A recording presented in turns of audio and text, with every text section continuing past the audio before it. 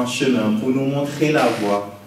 Et c'est cette voie-là que aussi ce pas, cet acte de foi, cet acte d'obéissance que nous faisons en passant par les eaux du baptême devant les hommes et devant Dieu pour montrer notre consécration à Jésus, notre consécration à Dieu.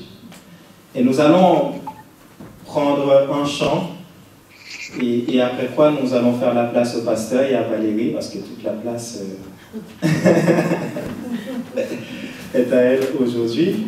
Et nous allons louer notre Dieu. Nous allons proclamer des choses encore cet après-midi.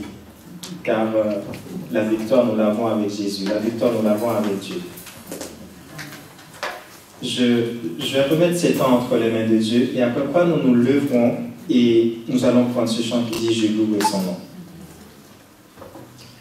Père éternel, merci encore pour ta grâce cet après-midi. Merci pour ton amour.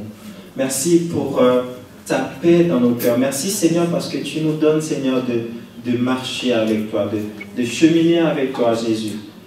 Et par ce pas de foi, par cet acte de foi, de passer par les eaux du baptême Seigneur Dieu, nous voulons déclarer à l'ennemi de nos âmes que nous voulons suivre un seul maître, c'est Jésus. Nous voulons marcher avec un seul Père, c'est Dieu. Merci encore Seigneur de descendre ton esprit sur chacune de nos vies, Père, en cet après-midi encore. Que vraiment toute la gloire, toute la louange te revienne au nom de Jésus. Amen.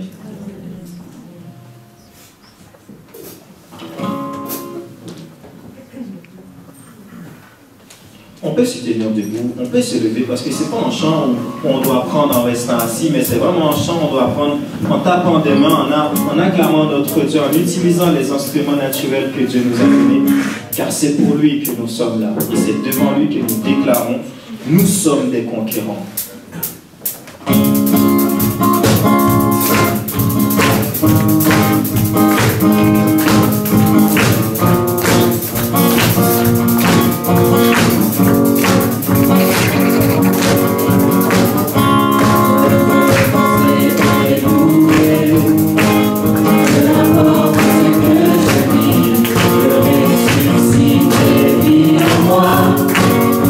Son nom est Jésus.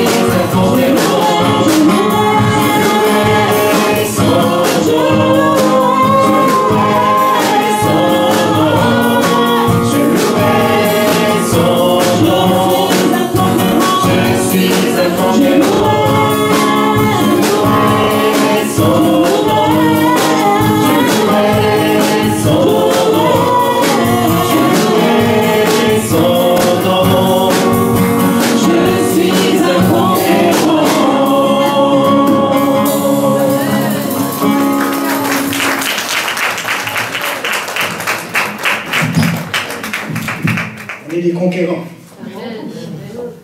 Vous êtes un conquérant? Vous êtes sûr? Vous êtes des victorieux.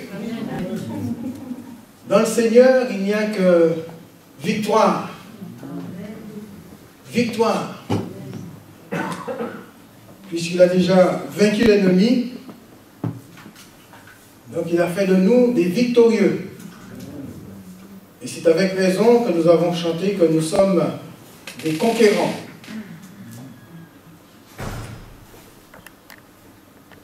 Pour cet après-midi, je voudrais lire avec vous dans l'évangile de Matthieu pour introduire ce moment de baptême. L'évangile de Matthieu, chapitre 21, à partir du verset 23,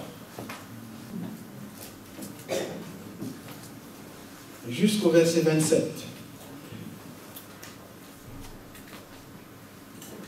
L'autorité de Jésus va être mise en doute par les religieux.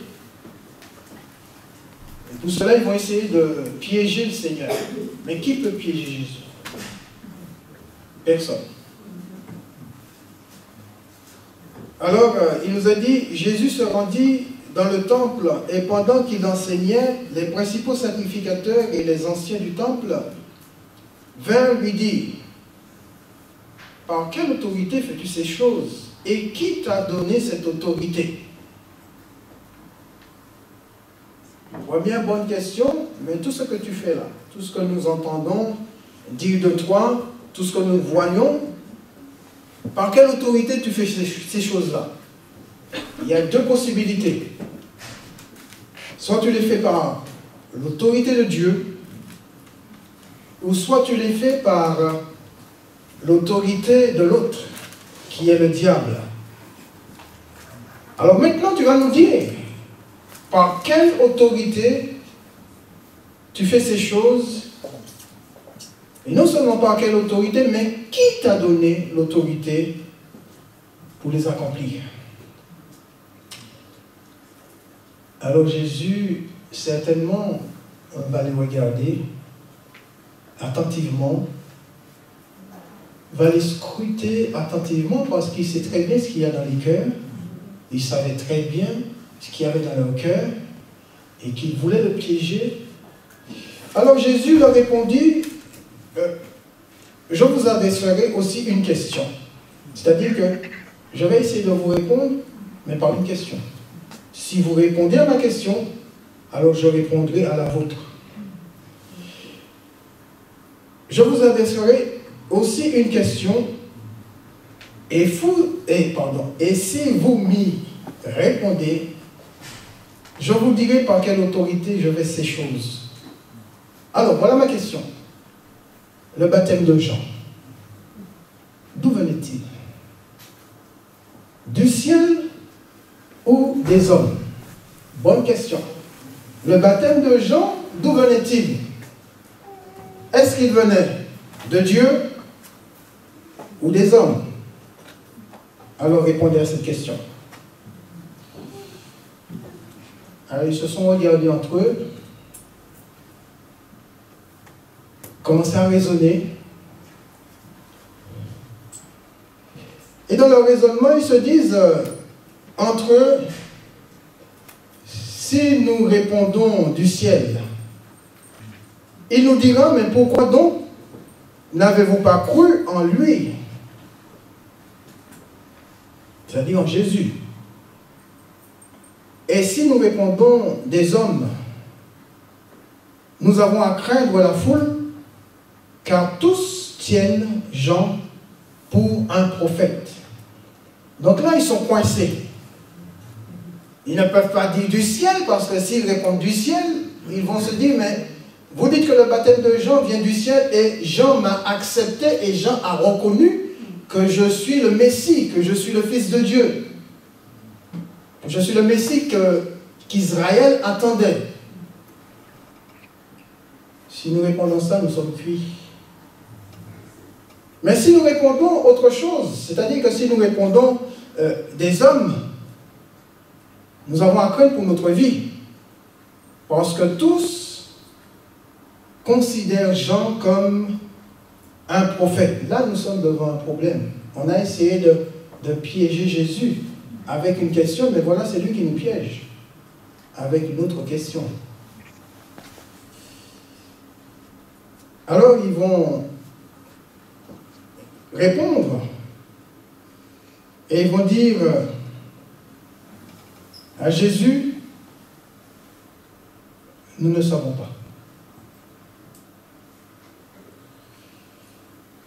Et Jésus va leur dire à leur tour, moi non plus, je ne vous dirai pas par quelle autorité je fais ces choses. Alors on voit qu'on, d'un côté, ces hommes essayent de tendre un piège au Seigneur par une question, et le Seigneur va répondre de manière simple et efficace par une autre question, parce qu'il savait très bien qu'il ne pourrait pas répondre. Il y avait deux possibilités, soit de répondre que le baptême venait du ciel, et s'il répondait que le baptême venait du ciel, Jésus va leur dire, mais si vous dites que le baptême vient du ciel, et le baptême de Jean vient du ciel, c'est que Dieu l'a autorisé, Dieu l'a ordonné de baptiser, d'aller baptiser. Et c'est ce que Jean dit. Jean dit que moi je ne suis pas venu baptiser de moi-même, mais celui qui m'a envoyé m'a dit. C'est-à-dire que Dieu qui m'a envoyé m'a dit, celui sur qui tu verras descendre l'Esprit sous la forme d'une colombe, c'est lui qui est le Christ. Et j'ai vu l'Esprit descendre sur lui sous la forme d'une colombe, et j'ai dit que c'est le Christ, le Messie. Alors nous ne pouvons pas répondre que Jésus, le baptême de Jean, vient de Dieu, vient du ciel. Parce que nous ne croyons pas en celui-là. Nous ne reconnaissons pas Jésus comme étant le Messie, comme étant celui qui a été envoyé par Dieu pour son propre peuple. Si nous répondons que ce baptême de Jean vient du ciel, c'est comme si nous acceptons Jésus comme Messie. Alors nous ne pouvons pas donner cette réponse. Mais d'autre part, si nous répondons que le baptême de Jean vient des hommes, alors nous avons à craindre la foule, parce que la foule reconnaissait Jean comme un prophète. Jean n'était pas un simple homme. Bien sûr, il était humain comme nous, mais c'était un messager de Dieu. C'était le messager de Dieu. Dieu l'avait choisi. Il fait la transition entre l'ancien et le nouveau. L'ancienne alliance et la nouvelle alliance. C'est lui qui fait le relais entre l'ancienne alliance et la nouvelle alliance. Il est dit de Jean qu'il est la voix de celui qui crie dans le désert, préparez le chemin du Seigneur. Et il est dit de lui qu'il viendrait avec l'esprit et la puissance d'Élie. Donc, on ne peut pas dire que le baptême de Jean venait des hommes. Puisque s'il répondait que le baptême de Jean venait des hommes, il considérait que Jean le Baptiste comme quelqu'un qui s'est envoyé lui-même. Et nous savons très bien que Jean n'est pas venu de lui-même, il a été envoyé par Dieu, prédit dans les textes bibliques par Ésaïe le prophète.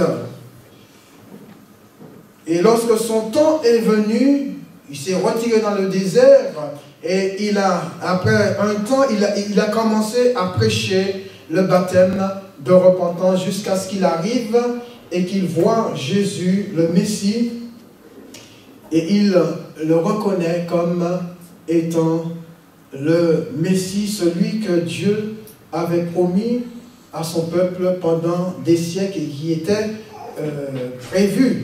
prédit dans les textes sacrés. Alors, une question pour une question, il n'y a aucune réponse. Aucune réponse de la part de Jésus parce qu'ils n'ont pas su répondre à la question qu'a posée Jésus. Le baptême de Jean, c'était le baptême de repentance. Pour amener les gens à la repentance.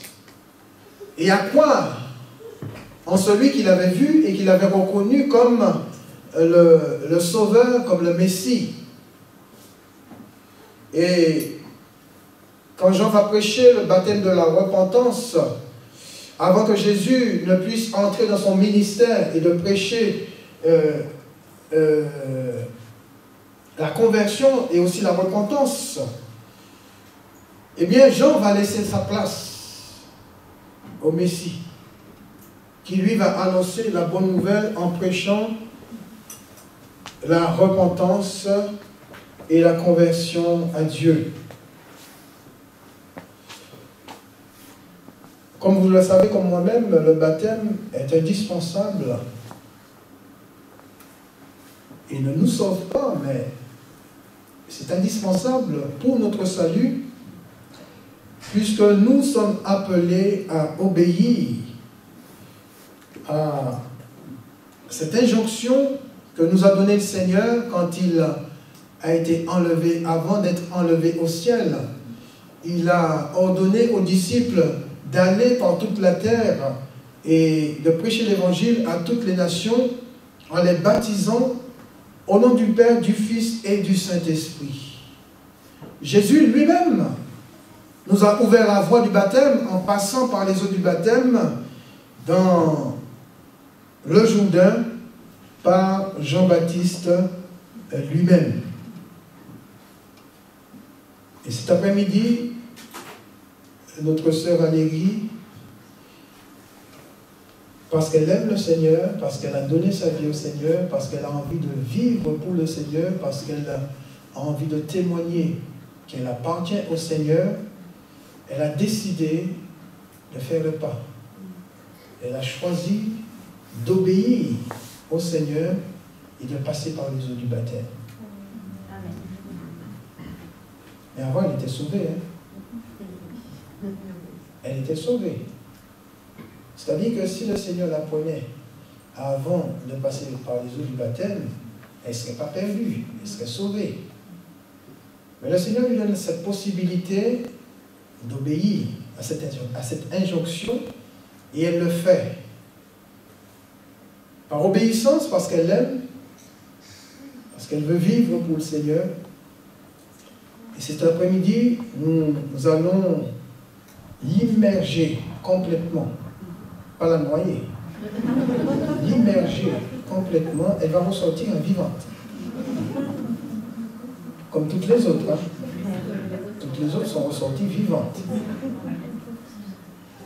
Et elle va témoigner devant nous, devant l'Église, devant Dieu, et aussi devant l'adversaire, parce que l'adversaire regarde.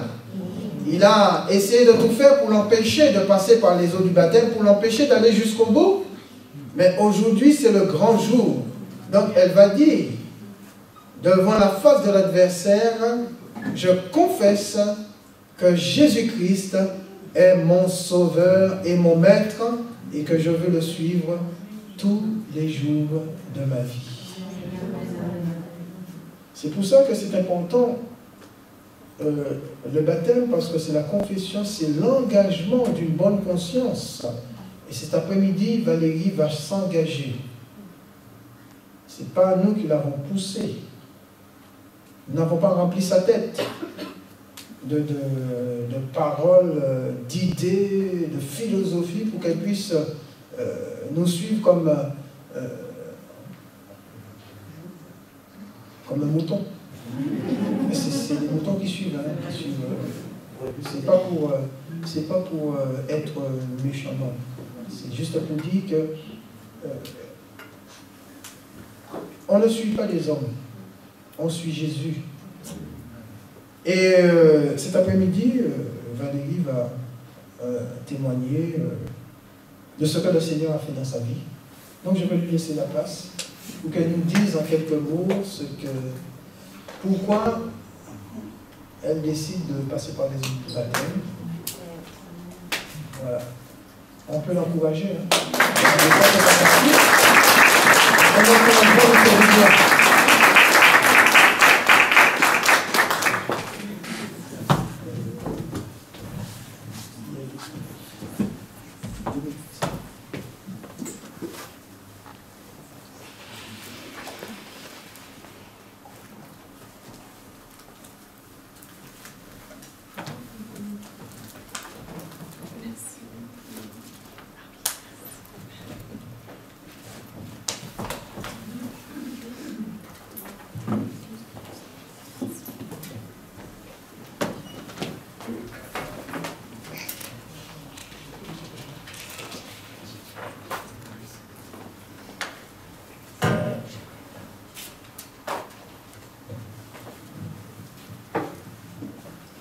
Bonjour, bonjour à tous et bonjour à ceux qui sont aussi connectés sur Zoom.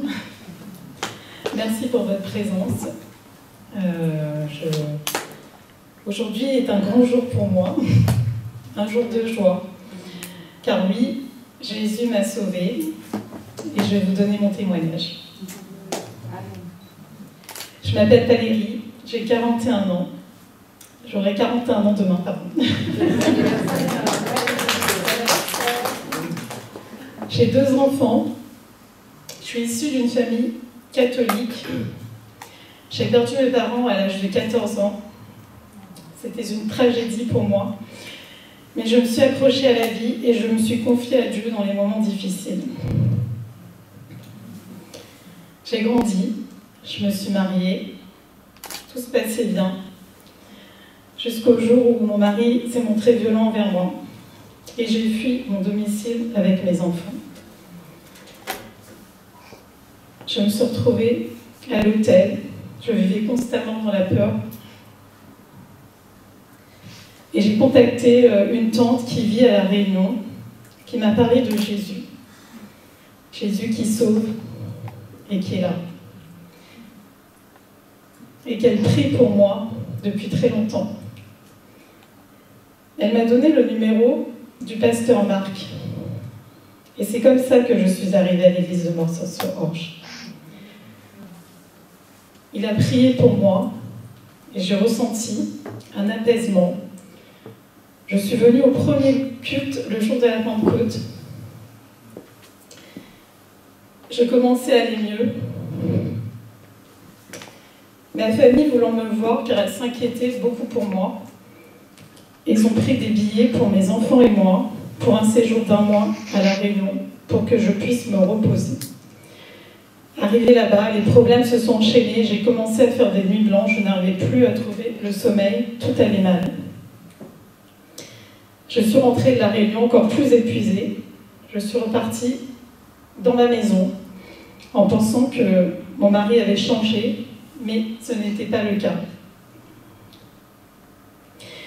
J'avais des palpitations cardiaques et toujours seule avec mes enfants. J'essayais tant bien que mal à travailler, m'occuper de mes enfants. Mon mari était toujours à la maison, avait repris les violences envers moi, autant psychologiques que physiques. Un jour, alors que j'étais en voiture avec mes enfants, j'ai été prise de palpitations au point de ne plus pouvoir bouger. J'ai dû être emmenée d'urgence à l'hôpital. Et à ce moment-là, je faisais que des allers-retours aux urgences, car ma santé se dégradait. J'étais toujours stressée et j'avais peur. Ma tante restait en prière avec moi par téléphone, et moi je priais. Je me repentais devant Jésus. Je sentais sa présence et j'étais rassurée. Jusqu'au jour où mon corps a lâché et je me suis retrouvée hospitalisée. L'Assemblée de La Réunion se sont mis en prière pour moi. Ma sœur Maggie a fait le voyage pour venir m'épauler. Mon frère Didier venait me voir chaque jour. Ma tante Éléonore m'a accompagnée jour et nuit par téléphone et je le remercie. Ma tante a appelé un pasteur de La Réunion qui l'a orienté vers un pasteur de Sarcelles pour qu'il vienne prier pour moi sur place. C'était vraiment conduit par Dieu, car 2 semaines après, le pasteur de Sarcelles est venu avec une sœur. Ils ont prié pour moi et à partir de ce moment-là, j'ai accepté Jésus comme mon sauveur personnel. J'ai ressenti un soulagement, une paix. Au moment où tout le monde pensait que je n'allais pas m'en sortir, 1 semaine après, je suis sortie de la clinique. Merci Seigneur. Amen.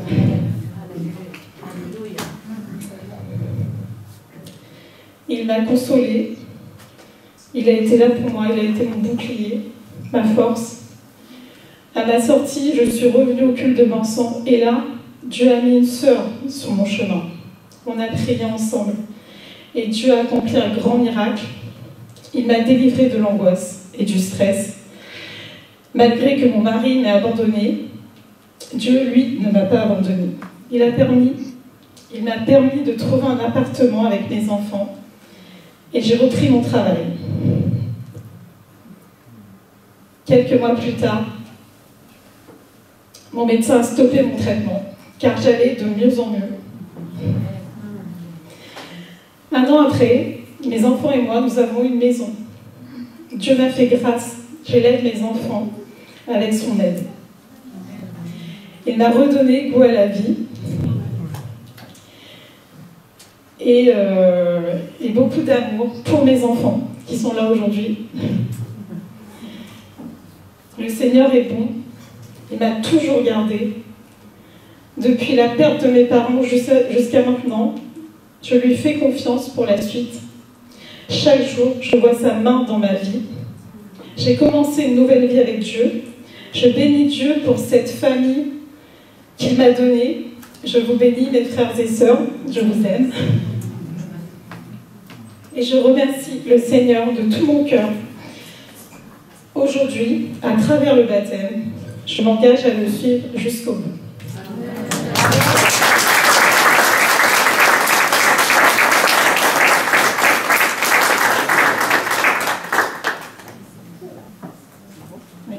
Merci.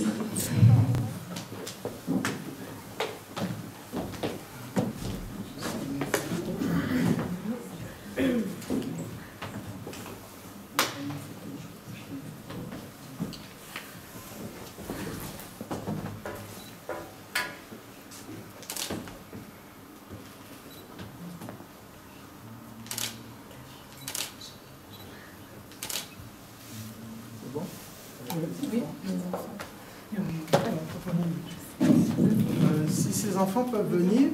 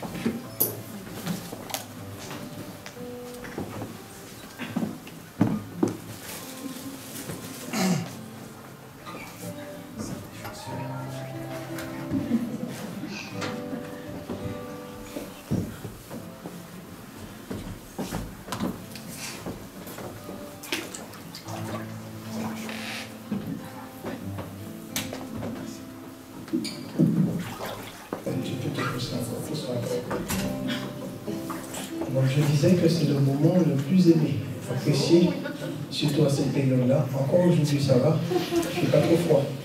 Merci Seigneur. L'eau est tiède, ça va. C'est pas comme à la Réunion. Là c'est plus chaud. Valérie, tu as témoigné que Jésus est celui qui est venu donner sa vie pour toi. Oui, il a donné sa vie pour moi. Tu crois que Jésus a pris ta place à la croix du Calvaire? Oui, je crois que Jésus a pris ma place à la croix du Calvaire. Et pour cela, tu l'as invité dans ton cœur comme ton sauveur et ton Seigneur personnel. Oui, je l'ai invité dans mon cœur comme mon sauveur personnel. Tu lui as demandé de changer ta vie, de te pardonner de tes péchés, de te sanctifier et de faire de toi un enfant de Dieu. Oui, je lui ai demandé de me pardonner, de me sanctifier, de faire de moi un enfant de Dieu. Et aujourd'hui, tu décides de le suivre de tout ton cœur en rejetant le mal, le péché, le monde et de t'attacher fortement au Seigneur Jésus-Christ. Oui, aujourd'hui je rejette le mal, le monde et je m'attache fortement au Seigneur Jésus-Christ. Alors Valérie, sur ta confession de foi, je te baptise au nom du Père, du Fils et du Saint-Esprit. Celui qui a changé ma vie, c'est Jésus. Celui qui a changé ma vie, c'est Jésus. Jésus, celui qui a changé ma vie, c'est Jésus. Jésus, celui qui a changé ma vie, oui c'est Jésus. Jésus, je l'ai rencontré, il a ressuscité, il a changé ma vie, il est vivant aujourd'hui, celui qui a changé ma vie, oui c'est Jésus.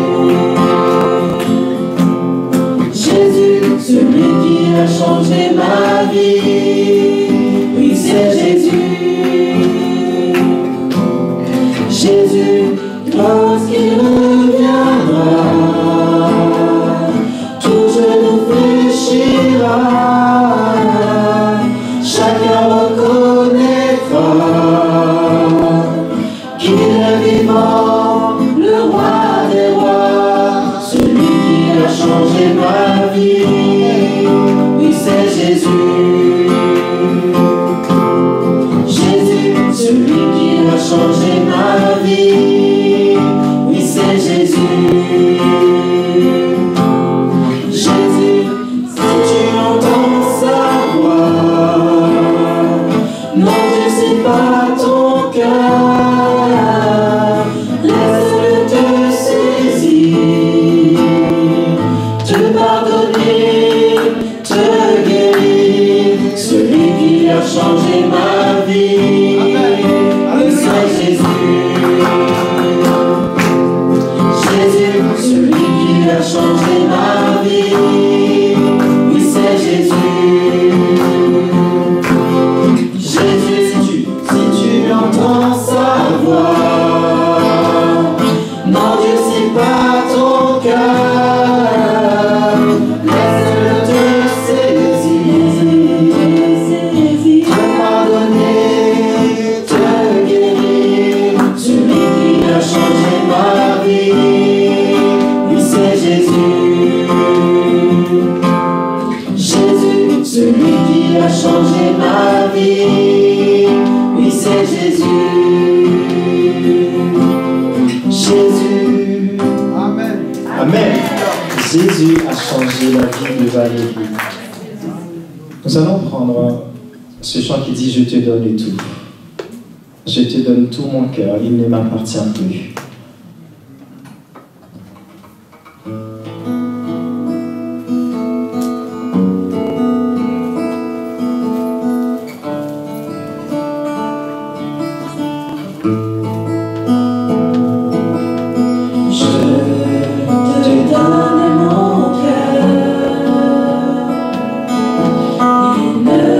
M'appartient plus.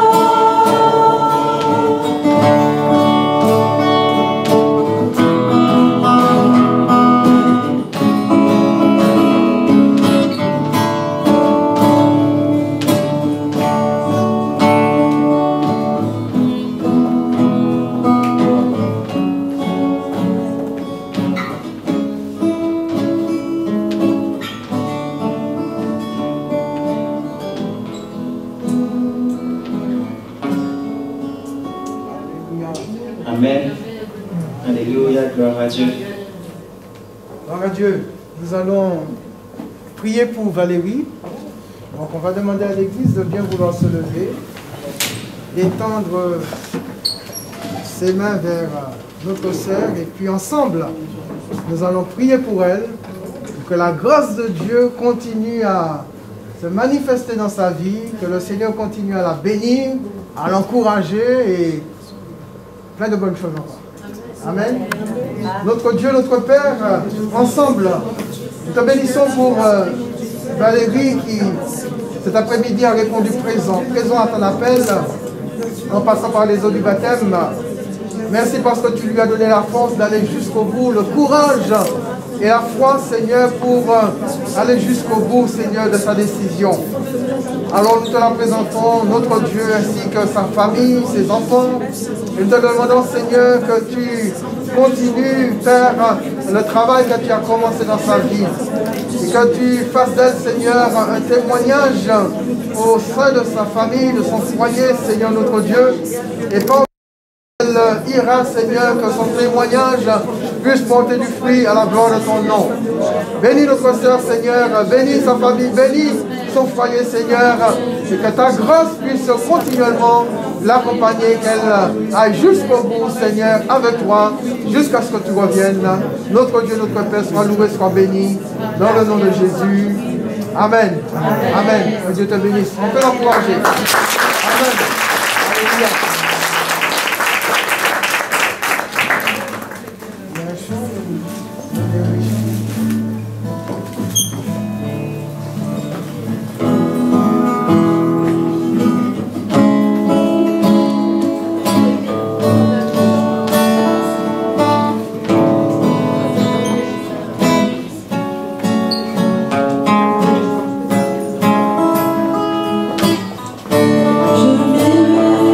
Je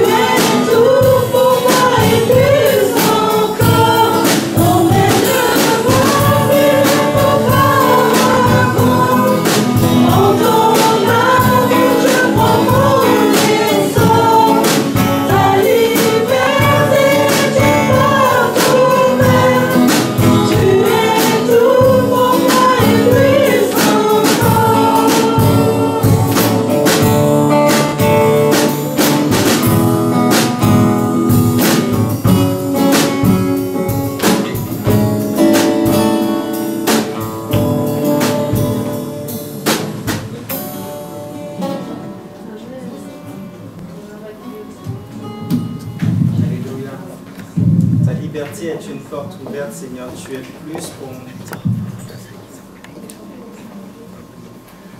Maintenant, je vis. Maintenant, je vis. Maintenant, notre sœur Valérie vit. On va terminer ce moment-là par la prière. Et que la semaine prochaine encore, ce sera à notre sœur Anaïta à continuer sur cette lancée-là, à donner toute la gloire à Dieu. Père éternel, merci encore pour ta présence cet après-midi. Merci pour ton esprit, Seigneur Dieu, survenant sur la vie de Valérie, Seigneur Dieu. Merci, Seigneur, de toujours, Seigneur Dieu, être à ses côtés, Seigneur Dieu. Nous savons que tu es toujours là, Seigneur. Tu es toujours à nos côtés, Seigneur Dieu.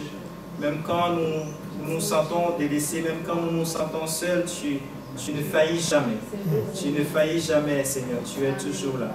Alors que toute la gloire te revienne, Père, au nom de Jésus. Amen. Amen. Oui, Soyez bénis. Tu veux la prière? Merci. Oui.